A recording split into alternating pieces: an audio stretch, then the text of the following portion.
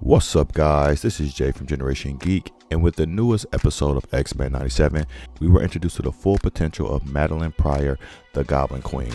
Now, of course, this episode, for those of you who have seen it, was a little bit rushed, so we didn't get a full in-depth detail of who she is and what she can do, but we did get a pretty good taste of her power and things like that. So today, in this most powerful feat list, we're going to cover some of the things that she's done in comics, so you guys can see the extent of her real power.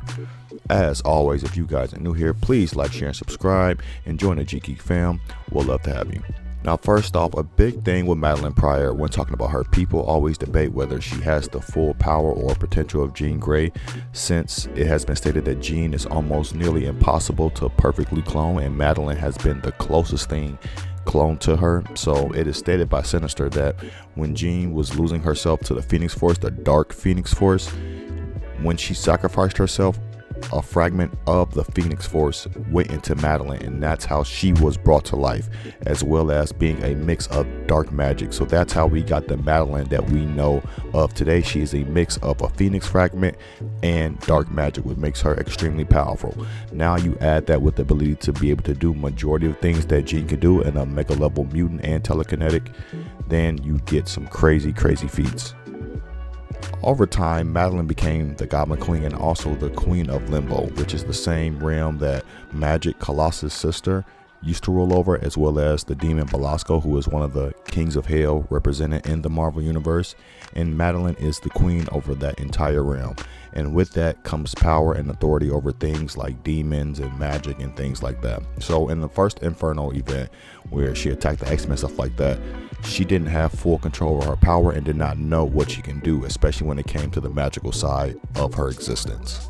But after her resurrection on Krakoa and being taken in by magic and taught some of the ways of the dark by magic, her knowledge has seemed to have expanded and reached new heights, which makes her even more powerful than ever and almost making her an omega level threat.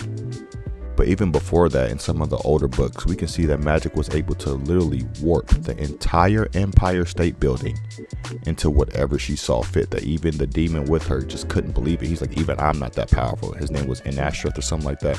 He was the one that was kind of taking her under his wing, but eventually he realized she was just way too powerful even for him. The things that she was able to do was mind-boggling to even that demon.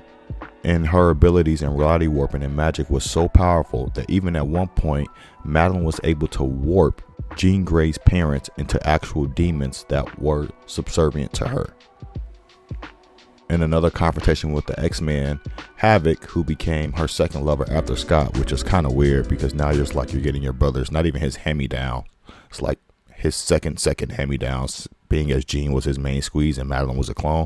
But anyway, Havoc ends up falling in love with Madelyne and vice versa, and eventually they got to another conflict, and she literally warped Havoc's mouth to be shut closed, like literally took away his entire mouth, that eventually he had to open up himself in a very painful way, which we won't show here. But she was able to warp reality so that Havoc no longer had a mouth to talk. And then eventually she decided to lift the curse from Havoc, and in doing so, she actually healed his entire form. So Havoc was looking all battered and bruising, his mouth was cut open, and she literally, with just a touch of her fingers, was able to heal all the damage in which he had done, which obviously shows a great deal of power, reality manipulation, healing, all of the above. She has it. He was also able to reality warp this car into a freaking demon as it was eating an Orcus soldier, which is just crazy that she could turn inanimate objects into living organic objects that have things like teeth and mouths and tongues and organs and all other stuff. Her reality warping is just on another level, even I would say above the things that Jean can do, simply because of the magic and the part of the Phoenix that she still has within her. So of course she's able to teleport people at will. For instance, Eddie Brock, when she wanted to summon him, when I think he would believe he was Bedlam, she literally just like, Edward, we're linked, I need you, come up over here, and literally just teleported my man's out of nowhere away from his son. Like, she could just instantly teleport people no matter where they are.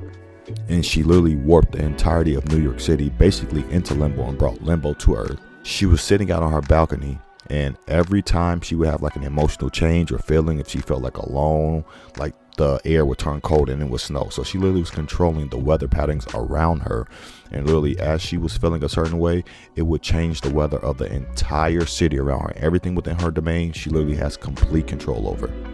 She's also been able to completely incapacitate Omega level mutants such as Iceman, Jean, other powerful mutants such as Magic. She's able to literally keep them in stasis and turn off their powers, seemingly to keep them in this immobilized state. So she has powers that even can stretch and affect other mutants' genes and powers. And if you even need more examples of how powerful she actually really is, the demons we talked about earlier, like Sim and Belasco, now these guys are literally classified as Hell Lords. So Hell Lords are beings that people usually like view as the devil, depending on when they're seeing them or how they're seeing them. So beings like Mephisto, Belasco, some people even might consider Dormammu a Hell Lord, but beings like that, they have extreme levels of power. So they're very formidable in what they can do, especially in magic and cosmic power and stuff like that. She literally has a being such as Belasco literally being her servant, and not like the good servant, like go do what I tell you to do. Like he's literally on his hands and knees with her chalices on his back, looking all disgruntled, but he can't do anything about it because she's just so powerful and he stands no chance against her.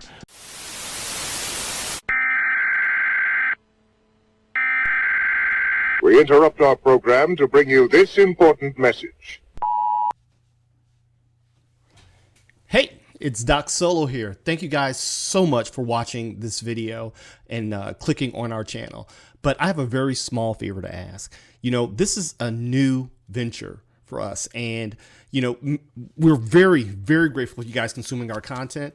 But if you could do one small thing and actually subscribe and hit the notification bell, we notice that despite having respectable views for a channel this size, that many people that are watching and even commenting aren't actually subscribing. And so if you'd like to see more from us and to just encourage us to continue because you dig what we're putting down, please hit the subscribe button, hit the notification bell so you know when we post new content and when we go live, and we will endeavor to continue to bring you some of the most relevant content that we possibly can. And so thank you so much. I got work to do. Enjoy the video. And then when it comes to telekinetic abilities, she's up there too. Now, people obviously will argue that Jean is more powerful than her as a mutant, and I will agree that too. Despite what it says, I actually believe that Jean is obviously, she's Jean. She's Jean Grey. She's the original host of the Phoenix Force's favorite host, even though Sinister said that if anybody is a second to Jean when it comes to being a host, and that's over Hope, the Phoenix Five, any other mutant, Nathan, whatever, that Madelyne is the second close most compatible host for the Phoenix.